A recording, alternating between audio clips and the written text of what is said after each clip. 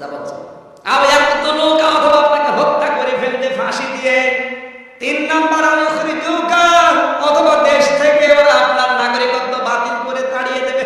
এই 3টা সিদ্ধান্ত ওরা নিয়েছে। ওয়ায়ামকুরুনা ওয়ায়ামকুরুল্লাহ, ওরা ষড়যন্ত্র করবে আর আমি আল্লাহ বসে বসে তামাশা দেখবো না। আমি আল্লাহ ওদের বিরুদ্ধে কি এন্টি ষড়যন্ত্র, এন্টি কৌশল অবলম্বন করা লাগবে, ওটা আমি আল্লাহ শুরু করে দিলাম। আল্লাহু আকবার বলতে পারেন না? আজ পৃথিবীর 175 কোটি মুসলমানদের বিরুদ্ধে যারা ষড়যন্ত্রে মেতে উঠেছ, এই বিশ্বাস করা লাগবে আমাদের অন্তত যে আমার আল্লাহ এখন আর বসে নেই। আল্লাহ পাক ওদের ঢিল দিয়েছে, ওদের এন্টি যে কৌশলগুলো দরকার আমার আল্লাহ আগে হাত পেতে রেখেছে। আল্লাহর শক্তি নেই। ওয়ায়ামকুরুনা ওয়ায়ামকুরুল্লাহ, ওরা যে ষড়যন্ত্র করার বিপরীত কি করা লাগবে, ওরা কালকে কি সিদ্ধান্ত নেবে ওরা জানে না, আমি জানি। এত কথা বলে কেন? ওরা একটার পরে একটা ইস্যু তৈরি করে। আবার বেশ চলছিল কয়েকদিন, আবার আর শেষ। মেননের কথা দিয়ে প্রায় ঢাকা পড়ে গিয়েছিল। মেনন বলছে আমি সাক্ষী দিচ্ছি এ দেশে কেউ ভোট দিতে পারে না। এটা বেশ কয়েকদিন চলছিল। হঠাৎ করে কালকে 17 জন গলায় মারা যাওয়ার পরে মেননের কথা শেষ। আবার কালকে দেখবেন আর একটা ইস্যু তৈরি হবে। কিন্তু ওরা জানে না কি ইস্যু, ওটা আল্লাহ জানে। ওই ইস্যুর বিপরীতে কি ইস্যু তৈরি করা লাগবে, কি পথ বের করা লাগবে, ওটা আমি আল্লাহ তৈরি করব। আল্লাহু খায়রুল মাকিরিন, আমি আল্লাহ সবচাইতে বড় কৌশলী। ওরা সাধারণভাবে আইন পাস করেছে কয়টা? আরো জন 3টা অপশন রেখে একটা আইন পাস করেছে। কথাগুলো বলছেন, আইন 3টা না, আইন একটা, অপশন 3টা।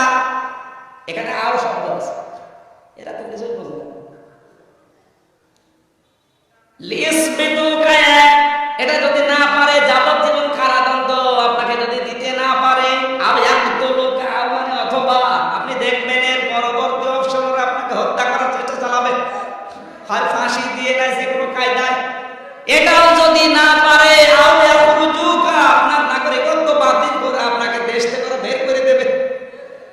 আইন কয়টা? সে আইনটা হচ্ছে যে কোনো কায়দায় নবীকে বিদায় করা লাগবে, কিন্তু অপশন আলোচনা করো। আল্লাহ বলেন এই 3টা অপশনে একটা আইন পাস করে সঙ্গে সঙ্গে নবীকে গ্রেফতার করে ওরা জেলখানায় নিয়ে গেল। মানুষকে ওরা বোঝাতে চাইল যে মুহাম্মদকে শাস্তি দেওয়া জাতীয় দাবি। কি দাবি? আপনি যুগে যুগে দেখবেন চতুর চালাক যারা শাসক, ওরা যুগে যুগে আল্লাহপন্থী মানুষদেরকে তড়ি ঘড়ি করে যে কোনো একটা ওসিলা দিয়ে আটকিয়ে ফেলে মানুষকে জানায় যে একে শাস্তি দেওয়া জাতীয় দাবি। আসতে পারে বিশ্ব নবীকে ওরা আটকিয়ে, শুধু নবীকে না 53 জন মানুষকে নবীর সাথে আটকিয়েছে। 42 জন পুরুষ আর 11 জন নারী। শিশু ছিলেন ভেতরে। শাবে আমি তালিবে নামে যে জায়গাটায় হাজী সাহেব নিজে দেখে এসেছে, কাবা শরীফের একেবারে খুব দূরে না, একেবারে পাশে। এই জায়গাতে আটক করে আল্লাহর নবীকে শুধু আটক করে রাখলে তো হয়। আবু জেহেল আজকের এই দিনে 3 বছর প্রায় পার হয়ে গেল, আজকে সিদ্ধান্ত নিয়েছে তার 6 জন মন্ত্রীকে, হেড মন্ত্রী যারা, বিশেষ করে আবু লাহাব ছিল তার অর্থমন্ত্রী, আব্দুল্লাহ উবাই ইবনে খাব ছিল ধর্মমন্ত্রী, ছিল আবু লাহাব, আর উবাই ইবনে খাব ছিল অর্থমন্ত্রী, আর স্বরাষ্ট্রমন্ত্রী আবু জেহেল ছিল আবু সুফিয়ান। এরকম 6 জন ওয়েটফুল এবং উপদেষ্টা ছিল তার। মারাত্মক উপদেষ্টার নাম হচ্ছে হিশাম ইবনে আমর। এই লোকটাকে সঙ্গে নিয়ে সিদ্ধান্ত নিয়েছে আজকে রাতে সব খালাস করে দেব। এই সিদ্ধান্ত নিয়ে আবু জেহেল বলছে ঠিক আছে, রাতের বেলা সব বাড়িতে যাও, তোমাদেরকে আমি 5 দিন সময় দিলাম, এই 5 দিন পরে এই রায় আমি কার্যকারী করব, তোমরা আমাকে বুদ্ধি দাও, পরামর্শ দাও। প্রথম উপদেষ্টার নাম কি বললাম? এই হিশাম ইবনে আমর। এই লোকটা বাড়িতে গিয়েছে, বয়স হচ্ছে 82 বছর। এই যে 5 দিন সময় দিয়েছে, 4 দিন ওর খেয়ে না খেয়ে ঘুম আসে না। এত চেষ্টা করে ঘুমানো কিন্তু ঘুম ঘুম আসে না, ওর ঘুম কেড়ে নিয়েছে কে? এত চেষ্টা করার পরে যখন ঘুম আসে না, স্ত্রী বলছে কি, স্বামী তুমি ঘুমাও না কেন?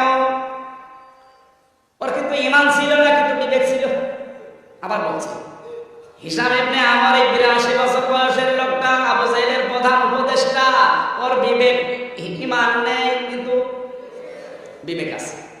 এই বিবেক থাকার কারণে আমার আল্লাহ ওর চোখ থেকে ঘুম কেড়ে নিয়েছে। কি আবু বকরের মতো ভালো মানুষ আমার সাথে ব্যবসা করে, আর তাকে শুনছি এখন মেরে ফেলার সিদ্ধান্ত নিয়েছে।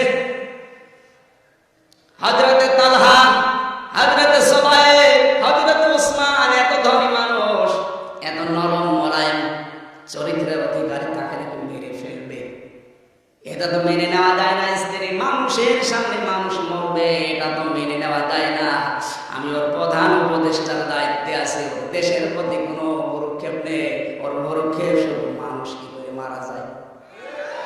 আবু জাহেলের চিন্তায় শুধু মানুষ কি করে মারা যায়, তাও যেমন তেমন মানুষ মারে না, দেশের ভালো ভালো মানুষগুলো মেরে ফেলতে চায়। কি করবো? স্ত্রী বলতো তোমার মাথা খারাপ, কথা বলা যাবে না, সে যা করছে করুক না। আজ 4 দিন হয়ে গেল, মাত্র একদিন আছে, আমার বিবেক তো মেনে নেয় না। এমনি খাসি তো লাকা, আমার নিজের উপর আমি নিজে নিতে সন্তুষ্ট হচ্ছি। আমার মনে হচ্ছে আমি নিজে মারা যাব। মারা যখন যাবো অন্তত কিছু করে যায়, বিবেকের তাড়নায়। স্ত্রী বলে কি করবা? আর আমি যে কোনো কায়দা হলে মুহাম্মদকে অন্তত মুক্ত করবই। আরো জোরে বলেন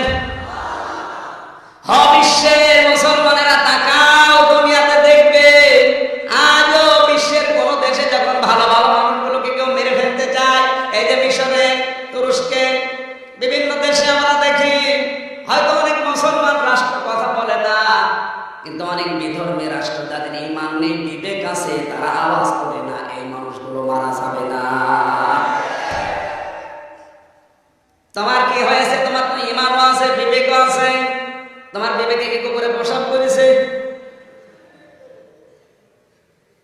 তুমি তো আওয়াজ দাও না, বলো না, বাঁচানো দূরের কথা, যে না এটা তো ঠিক না, কিছুই তো বলো না।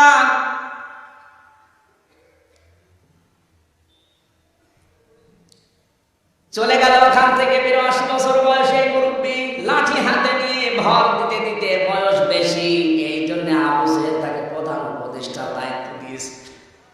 ওখান থেকে গেছে জুবাইর ইবনে আবু উমাইয়া, এই লোকটার বাড়িতে। আপনারা জানেন সৌদি আরবে শীতের সময় খুব বেশি শীত পড়ে, আর দিনের বেলা প্রচন্ড গরম।